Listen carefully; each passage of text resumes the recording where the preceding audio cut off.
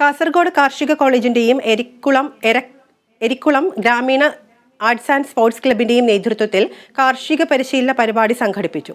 സമൃദ്ധി ഏകദിന ശില്പശാല ചന്ദ്രശേഖരൻ MLA ഉദ്ഘാടനം നിർവഹിച്ചു.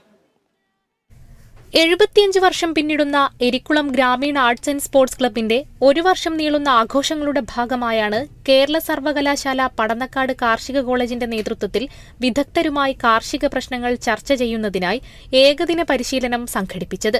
പരിപാടി ചന്ദ്രശേഖരൻ MLA ഉദ്ഘാടനം ചെയ്തു. അടിസ്ഥാനപരമായിട്ട് ഞങ്ങൾ ഈ അവസാന വർഷ വിദ്യാർത്ഥികളെ കാർഷിക ഡോക്ടർമാരാക്കുകയാണ്.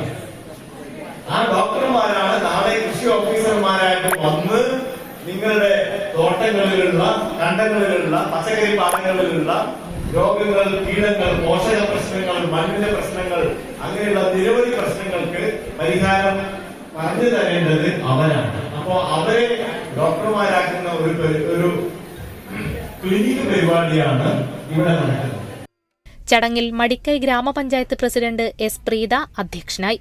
കാസർഗോഡ് പ്രിൻസിപ്പൽ കൃഷി ഓഫീസർ മിനി P. ജോൺ മുഖ്യാതിഥിയായി. Kerala vision news, Kasaragod.